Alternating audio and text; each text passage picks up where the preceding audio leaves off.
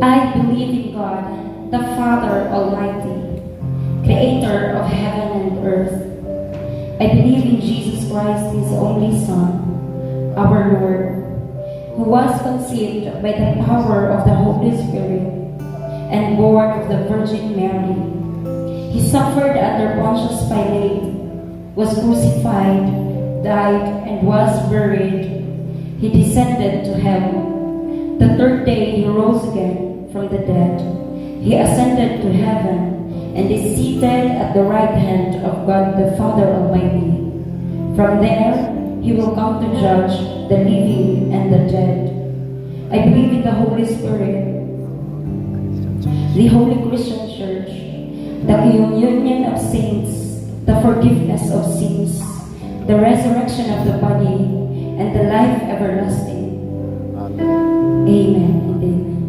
Thank you so much, O Lord, for opening the heavens wide, that your presence, O God, in Jesus' name, shall touch and abide into the lives of your people whom you call by their names, O God. Thank you so much, Heavenly Father, for your wonderful grace and favor in our lives this morning. Give us the wisdom, give us the knowledge that comes from you, Lord, and give us the heart full of submission to your will, O God. Thank you so much, O Lord, this we pray. In Jesus' name, amen and amen. Everybody, please be seated. So starting today and tomorrow, each of one is encouraged to memorize the Apostles' Creed. And then, Our Father. Ano po?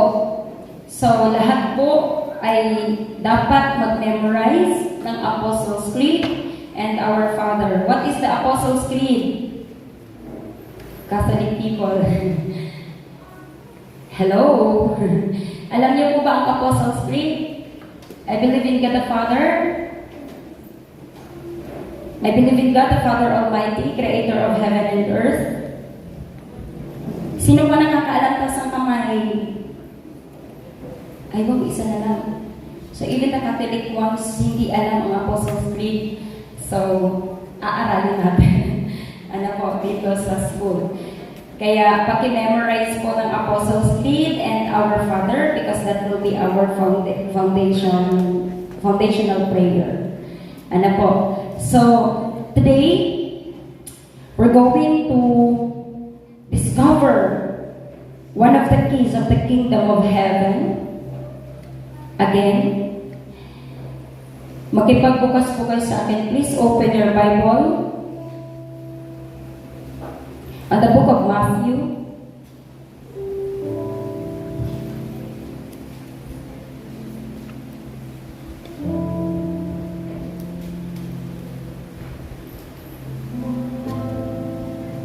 Chapter 12, 34 to 37.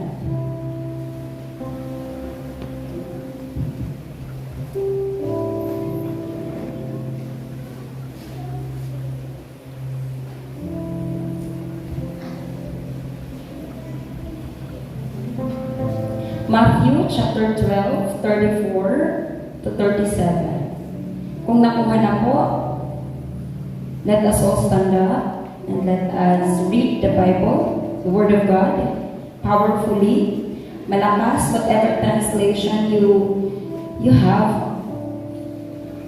Sabay-sabay po natin basahin. Matthew chapter 12.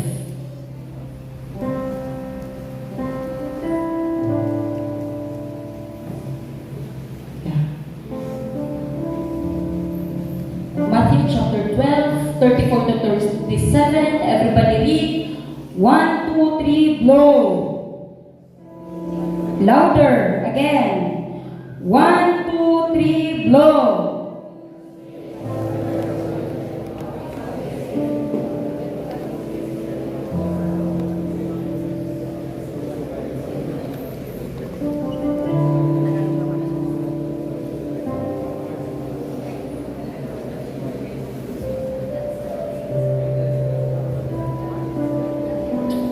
Hallelujah.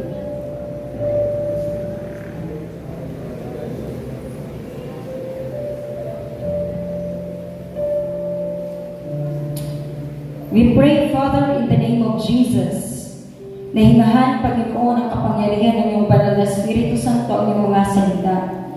At maging buhay ito, Panginoon, ang iyong mga anak sa lugar na ito. Ikaw lamang po, O Diyos, ang maitataas at mapararangalan sa aming kalagitnaan. In Jesus' name, amen. Sige po, makakaupo na po ang bawat isa. Yan, manatili lang po, panatilihin natin ang kabukas ang ating mga Biblia. Ano po, at sundan po ang mga pinag-aaralan natin. Sabi po dyan sa Matthew chapter 12, 34 to 37, you brood of vipers, how can you speak good when you are evil? For out of the abundance of the heart, the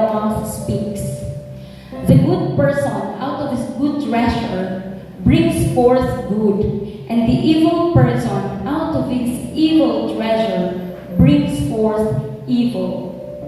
I tell you, on the day of judgment, people will give account for every careless word they speak. For by your words you will be justified, and by your words you will be condemned.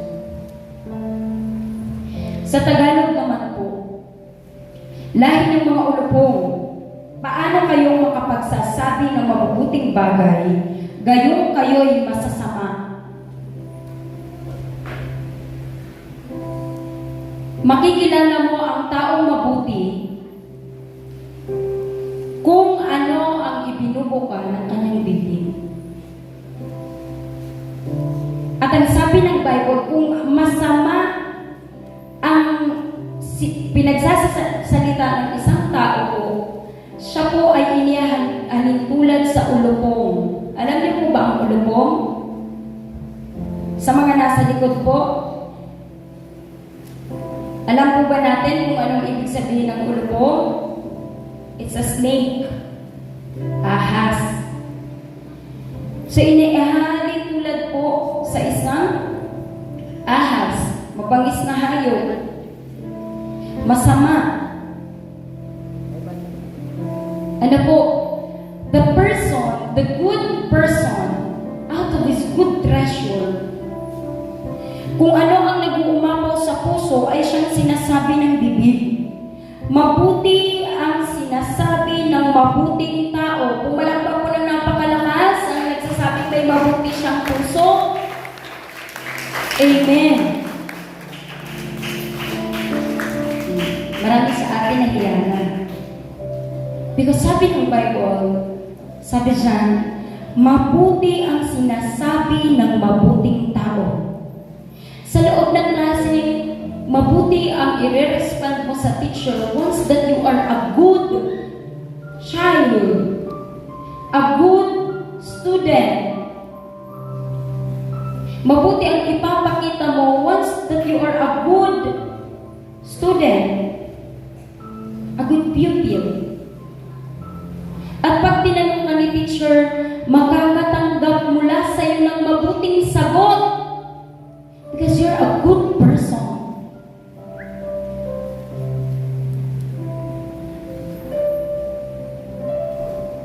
See how your parents is developing your heart. And above all, see how God is shaping your heart. Kasi sabi po dyan, the good person out of his good treasure. Kung ano ang nasa puso, Ate Cristel, yun yung lalabas sa bibig. Amen?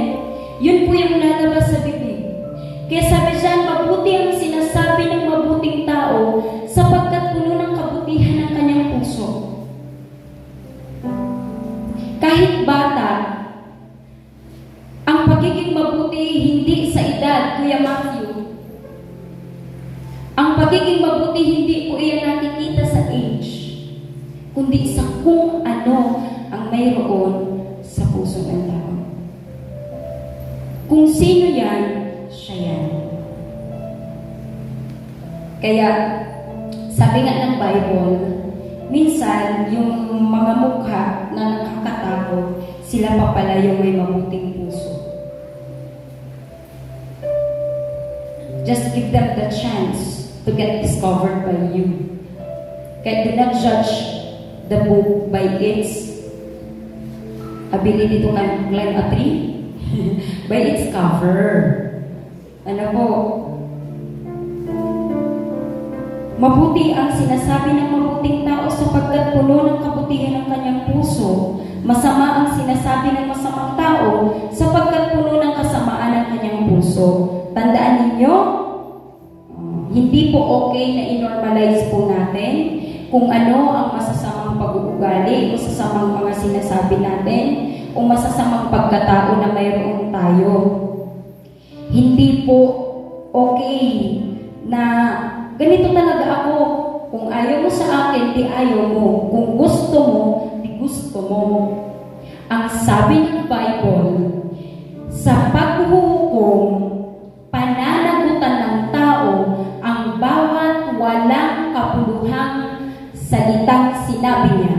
pawawalang sala ka o parurusahan batay sa iyong mga salita. Kaya po baga may kasabihan tayo, speak only when you know your words are better than your silence. I-train yung sarili na kung mas makabubuti, mas makapagpapalago sa bawat isa yung sasabihin, dun na lang magsalita. But if not, better not speak anymore. Amen? Sabi sa Book of James, napaka-delikado ng dila. Maliit na parte ng katawan, pero kaya sunugin ang isang isang bayan. Isang dila lang yan.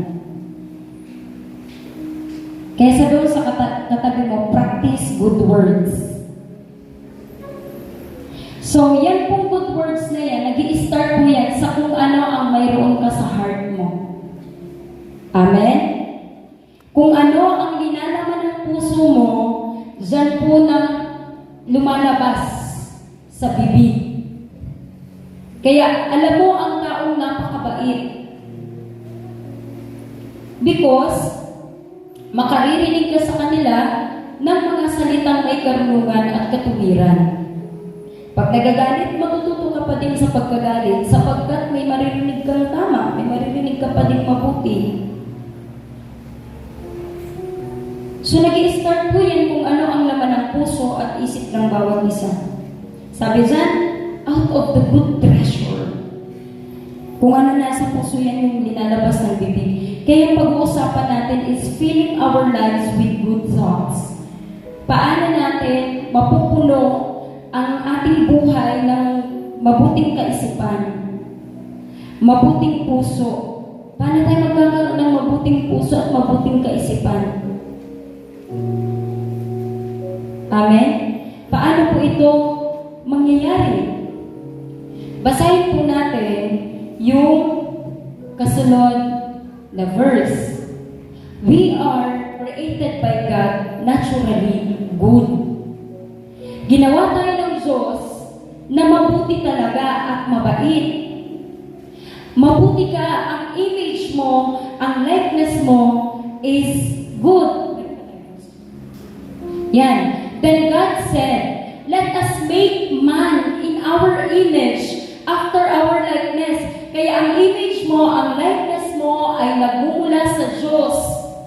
Kung ano ang nature ng Diyos, if God is kind, if God is loving, if God is merciful, if God is good, then God is expecting something from deep within our heart na yun yung mananahid. Because you are from God. Sabi mo sa katabi mo, you are from God. You are from Jesus. And let them have dominion over the fish of the sea, over the birds of the heavens, livestock, over all the earth. So God created man in His own image. In the image of God, He created him. Baka nakakalimutan mo, ginawa ka ng Diyos, kawangis niya. Hindi po yung power high, yung may power na kaya mong magpa-stop ng earth, kaya mong magpagalaw ng kahoy, tapos hindi po ganun yung power na binigay sa inyo ng Diyos. But the power to be good. Power of goodness. Amen? Yun yung binigay sa atin ng Diyos. His very image. Tingnan mo nga po yung katabi mo kung may image yan ng Diyos. Pag lagi yan ang nasimangot, may image ba ni Lord? Pag lagi ang nasimangot, may image ni Lord? Pwede naman siguro sumimangot mga segundo lang or minuto lang, but the rest of the day, tapos nakasimangot ka. Is there an image of God? Sino ang gusto lagi sa taong nakasimangot? Gusto niya talaga yung laging nakasimangot. Uy, ngunyan lang yan. Maya-maya, suya ka na sa nakasimangot. Pero na ako, ayoko sa taong laging nakasimangot. Kahit ang mukha ko parang simangot lagi. ito na talaga ito. Wala na tayo magagawa. Ano po? God created us in His image and likeness. If you are good, sabi dyan, you will be source of good wisdom. Kapag ang puso mo mabuti, syempre mabuti din po ang karunungang lalabas sa iyong buhay. Ano po, ipapakita ng buhay ng bawat isa. Sabi dyan, who is wise and understanding among you? By his good conduct. Sino ang matalino? Sino ang mabuti? Sino ang mabait? By his good conduct, let him show his works in the meekness of wisdom. Kung talagang marunong ka, kung talagang matalino ka, pupils at the back, kung talagang magagaling kayo, because that is God how made you, marunong, let him show his works. So, saan po nakikita yung galing? Saan nakikita yung galing? Sa output.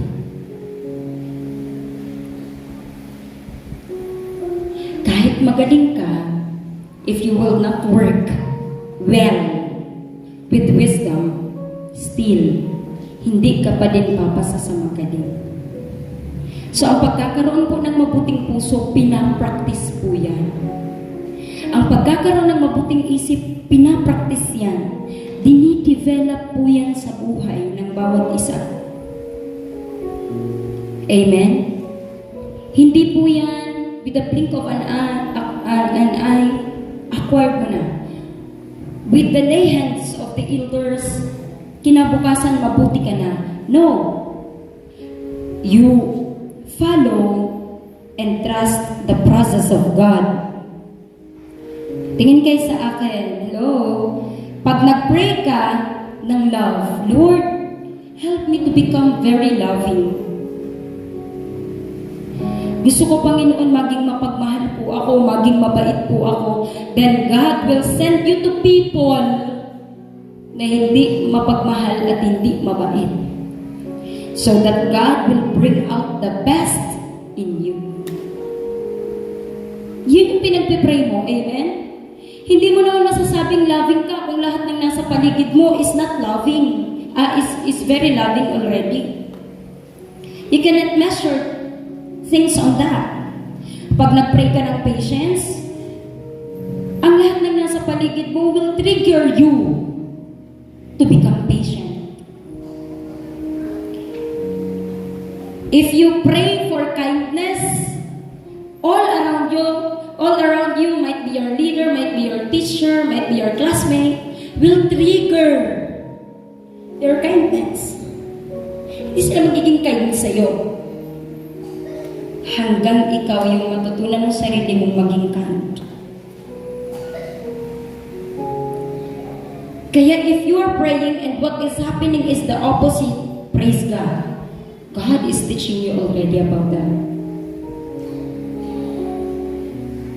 Who is wise and understanding among you? Sino matalino sa inyo? Sino marunong sa inyo?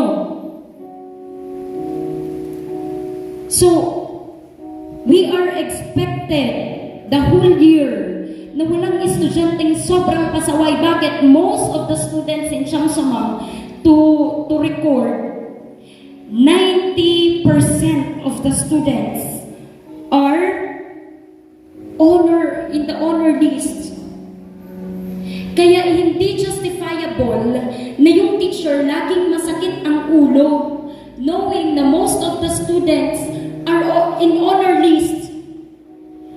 Meaning you are wise, you are full of understanding. Now if you are wise and full of understanding, ikaw ay matalino at marunong, then you must be the source of good deeds.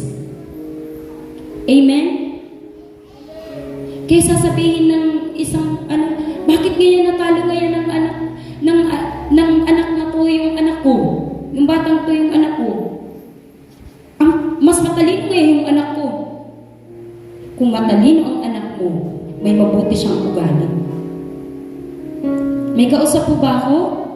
Mga bata po, kung matalino po tayo, ay mabuti tayong pag-uugali. Marunong makinig kay teacher, marunong magpasabi, marunong sumunod. Amen? Yes po. Marunong gumalang, marunong magrespeto. Dito tayo nagkakaalaman. Kaya do not question your teachers. Amen? Bakit mas magaling ako sa kanya? Bakit hindi ako? Watch your manners. Because ang tunay na matalino po, sabi natin, our core values is strongly founded by the words of God.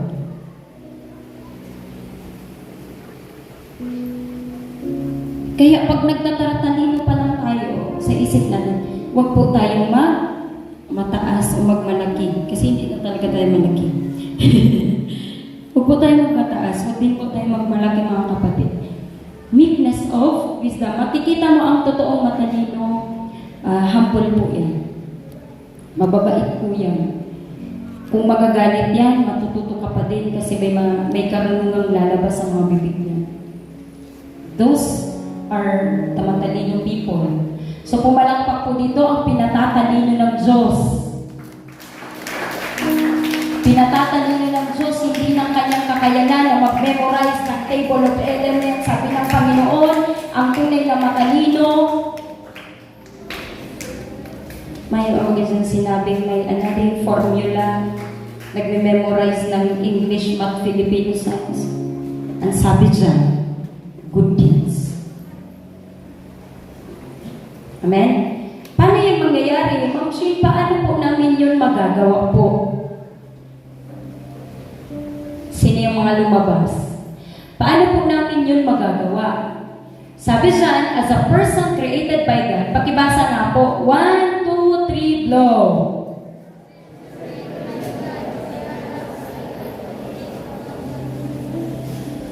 Yan. As a person created by God, we are asked by Him to think.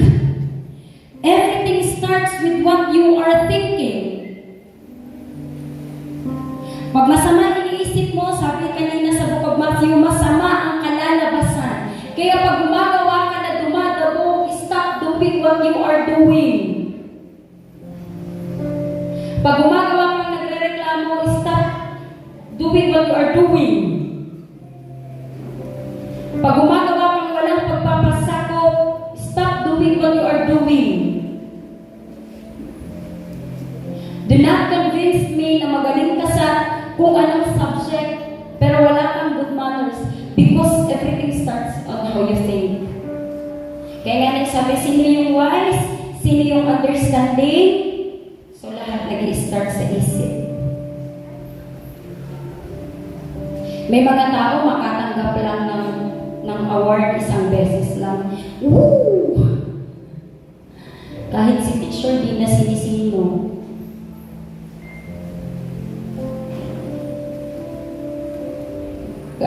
Nakakalimutan na nila. Ang bilis makalimot. Ma-recognize lang, limot na.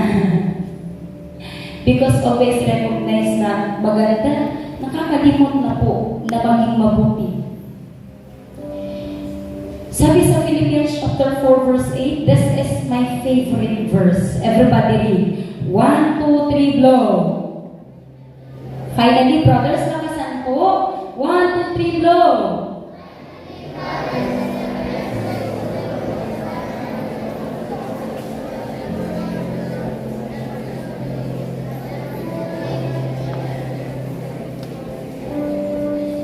Yeah. Diyan ipapractice yung isip. Amen?